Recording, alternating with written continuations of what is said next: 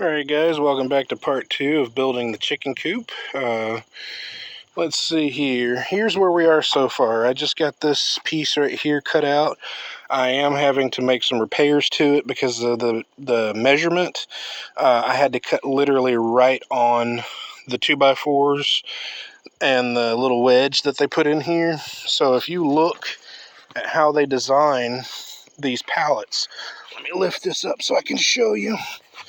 So there's the little wedge right here. It's just another slat that they run it the length of the pallet, and then they put two 2x4s right next to each other, making a 4x4. But yeah, I literally had to cut right on it, and so I'm having to make repairs. I'm out of 2x4s, so what I'm having to do is take a 2x2, which is that little square piece of wood over there, and you cut it to your length. You cut two of them, you screw them together like so, and you make your own 2x4. And then when I'm done, I will run a piece of slat, the length from here to here. I shouldn't have to repair this end right here, but what I was going to do in the beginning is I was going to make slats and run them one by one from side to side, and I was like, that's just way too much work, whereas all I have to do is take this bad boy right here, which I've got the width, so once I put it in there and get the fitment, I'll have to get the length, and I'm thinking it'll protrude past here, which I also got the trim on, which I didn't film that yet, which I am now. But I got this piece right here. This is the entryway. I got it supported. I had to do the same thing because I'm out of 2x4s. That was the last 2x4 that I have on the property. I've got that piece over there, which that 2x4 has been here for probably a good 10 years, and it's filled with termites, so the termites can have that. But anyway, yeah, I got some filler wood that I put inside these 45s, and it looks a lot better. I also trimmed the back of it so it's not protruding out the sides, so that looks a lot nicer. The last thing I have to do with the entryway here is put a ramp on it, and that's going to be literally the last thing I do. As a matter of fact, I will probably build the ramp inside. But I'm making it to where you can completely disassemble this pallet coop and put it inside. And I'm just trying to make it as easy as possible. I'm trying to think. Let's see here. But yeah, with this piece right here, you'll just lay it down in there, and there'll be slats running in between here. So it's that simple. So yeah, I mean, it's coming together quite well. I'm glad that it did rain this morning. The majority of this morning. It should be the afternoon now. Yeah, so it's the afternoon, and so we are going to continue with this. I'm hoping that I'll be done around 2:30-ish. I don't have very much left to do. It's just literally the two things, which is finish the floor, where it'll just sit in there. It does not have to, it'll be an independent floor, floating floor, whatever you want to call it. It will not be attached to the coop. That way you could easily just open the coop and pull the floor out, and that way, you know, me, I'm tall, my wife is tall, she's 5'9", so you know, that way we don't have to, you know, arch down in here trying to clean up the chicken coop. We could literally just pull this out if we want to. As a matter of fact, at a later date, I'll probably put handles on either side of it. That way you can just grab hold of it and pull it towards you. And the entrance, which I will show that later on today, I will show the coop going in the run, but my wife and I had a discussion, and we want this to be on a hinge. So the hinges will be over on this side more than likely, unless a change comes up. But I ended up trimming on the sides, both sides of the entryway. That way I can just lift it up with a bunch of this scrap wood around here. I can lift it up as high as I want. You put your hinges on the door, or basically the entryway, and then over here on this trim, and it should be able to swing open and close. So I mean, at a later date I can come back and put nesting boxes in here if I wanted to, but I've had, even though it's been a little bit of difficulty, trying to work out the, work in progress is basically how I'm going to look at it. Like I said, I did this all in my head. There was no blueprints. There was no, hey, this person did it like that, I'm going to do it exactly the way they did it. Nope, I'm just doing this straight off the top of my head. I'm, making changes as I go along. Of course, if I make a change right now, I'll go in there and get my wife and say, hey, what do you think about this? I don't want to make a change to this. We're on the same page on one thing, and then I make a change, and then she's like, well, wait a minute, that's not what we agreed to. And then she's confused, and I don't want to do that to her. That's not a good partnership. And that's what a marriage is. It's a partnership. But anyway, so yeah, let me go ahead and finish repairing this floor, and I will show you guys what it looks like when I'm done with the repairs. And then we'll run the 4 slats in between here and trim if as needed. And then we are going to lay it inside, and then we'll get the measurements of how far is it sticking out, and then go from there. Trim what's necessary, and then just start disassembling this. Start taking it inside there. I will probably put Raptor back in the dog kennel. That way I can leave the door open and I don't have to worry about him getting out and running off. There is an old fence over there. That side is my uncle's property, and this is all my property. So, I don't want him getting tangled up in that barbed wire over there and getting injured. I feel like since he is my chicken, it's my responsibility that I keep him safe and unharmed. So, that's kind of important. If you're going to have any kind of livestock, you're responsible for making sure that they remain healthy and safe. But anyway, yeah, let me get back to this because my wife did show me a radar where there is a small patch of rain coming this way, but it may miss us. It may just be a light mist, but I've already been jaw jacking for nearly 10 minutes now, so let me go ahead and get back to that.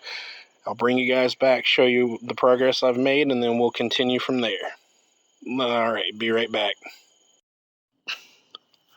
All right, guys, so here's the repair. 2 screws in each of these, 1 screw on the back side, 1 screw on the front side.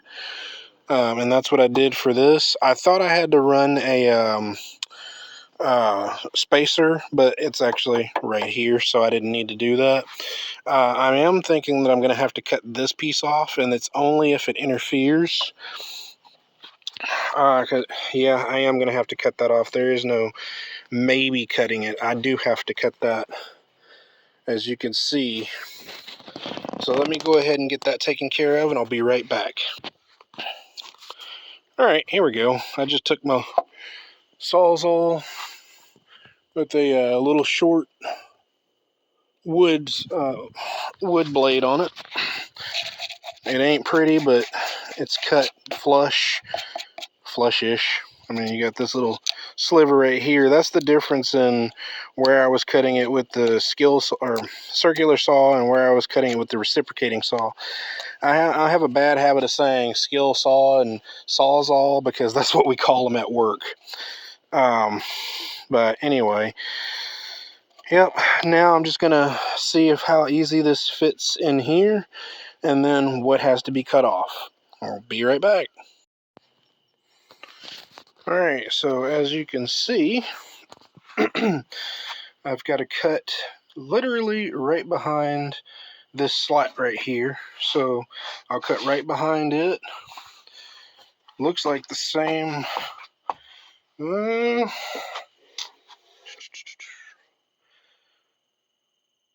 Actually, I'll probably cut it to where it even or it lines up with maybe this piece here, because I forgot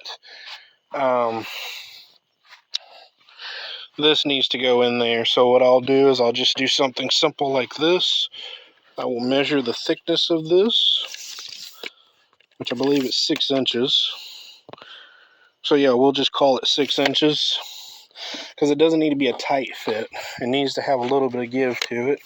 And so from here, I'll go here to 6 inches.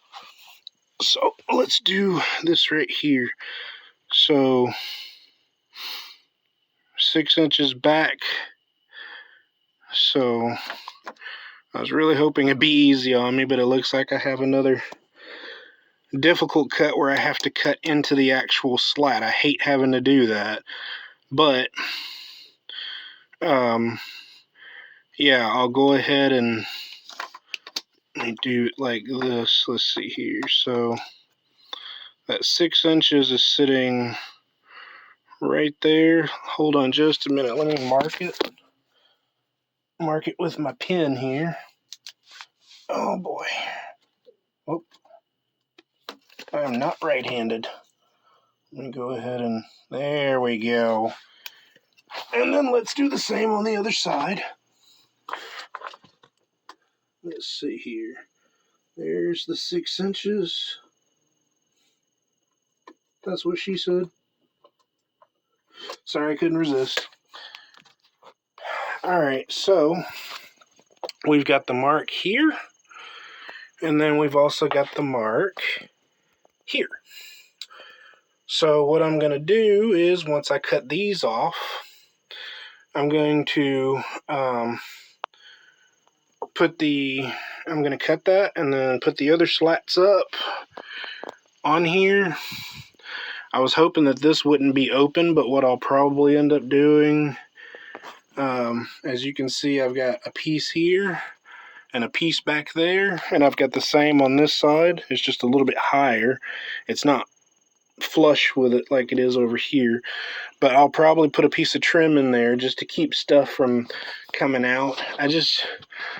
I want it to look as good as possible. But yep, I'm gonna run inside real quick. I gotta take care of something, and then I'll come back out and I'll finish cutting on this. So hopefully it won't be raining when I come back, because I'm leaving all of my tools out. I'll be right back. Alright, so we got that cut back behind there. That should be enough. Let me see here. Oh, there we go. I do need to put something underneath here to support that. This is just a temporary setup for me to get this entryway and stick over here and see how that's going to fit. I'll be right back. Alright, so that's kind of like what we're looking at. Yes, I know there's a massive gap on that side. Once the hinges are put on, so basically I'll have run the wood on the bottom to create a space. That way it's not dragging the ground. Put the hinges on, it'll open and close, and then after that, that's when you put the final piece of trim on this, on the actual door side, and you just cut your strip to where it covers up all the imperfections on this side and it lines up. And I'll give you guys a small idea of what that's going to look like. So as you can see, there's plenty of room here, but you run you a strip the length of the door, and so it'll look like that. And really, if you wanted to, you could run you another one going that way, run you another one. I'm not doing all that. I'm just saying, it's an idea, but just to make it look good, that way it also covers up the gap. But that's essentially what you're kind of looking at. So as of right now, the only thing I have left to do is to go ahead and fix the front end of this, run the slats, and then build a ramp, and then I'm done. So let me go ahead and fix that, do the slats, and I'll bring you guys back and you can take a look at that. But it's not as hard as you think it is. I mean, this is a super simple, super easy build. Alright guys, there's the repairs. I kind of got a little, went a little overboard right there. That's why it cracked like that and it went down into here, but it is solid. It's not coming apart. So literally all I did was I just trimmed off. I pried this piece off on one end and then cut these little narrow staples, or I call them furniture staples. But this is the underside of that. So all I did was just trim it, stuck it on here, and let it rock and roll. I do need to cut this piece off. I don't need that sticking out. That's an that'll leave you to having a bad day. As a matter of fact, I've got my angle grinder with a battery on it. And at work, this is what they call a no-no, because it's a safety hazard. I've been using an angle grinder like this for majority of my life. And I just did that one-handed with the sparks flying towards the camera. Should have done it that way. But, you know, like I said, I've been using an angle grinder for decades. I mean, 2-3 decades. I'll be 40 in just a few months. So more than half my life I've been using an angle grinder without a guard. And really the reason why this one does not have a guard on it, it's not because of my rebel nature. It's actually because this angle grinder is made for 4-inch discs, and this is looks like 6 or 8. So it wouldn't fit in the guard anyway. But yep. So now all I have to do is lay this down like so. And now I only have 3 slats to run, which I've got all of these over here. And I can even use that one that I just cut right there, which I probably will use it. Because I also have, so as of right now, what I'm looking at, run these 3 slats and then cover up the inside there. And I'll also get that back side covered up. So I'm looking at 1, 2, 3, 6. So we've got 4, 5, and I know I have another one over there, so I have more than enough to complete my project here. So we're going to run these slats, get them screwed down. I'm actually going to go ahead and do these first, get it out of the way. So I will be right back and I will show you guys what that looks like. Alright guys, so it took both of us, the wife and I, but we've got this in here. It's all put together. She put the bedding in here. That looks really good. I'm the one that built this roost. I haven't seen one like this on YouTube. Not saying that there isn't one, but I think that's pretty cool. You know, he's got his little one that he can walk across here if he wants to. And then, of course, he's got this flat slat that goes all the way across, but they kind of, you know, intersect. So that's pretty cool. And yeah, I wrangled him into the dog kennel. He is not happy with me. He's mad at me.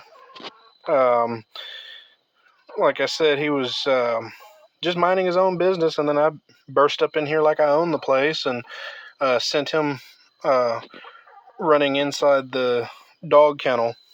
But like I said, it's so I can leave this door open and not worry about him running off. Not worried about that dog harming the chicken. And then I also have a dog back here. Her name is Valkyrie. She's sleeping right now. Yep. Valkyrie. Hi. But that one right there. Don't try and hide, Athena. Athena. That one that has wolf in her, I do not trust her around chickens. So, definitely don't want him just running around. But anyway, I've got the ramp pretty much done. I know I need to screw some slats going up, give him something to grip onto as he's walking up in here. But I mean, it's just a super simple design. I mean, this is all not plywood, but this is all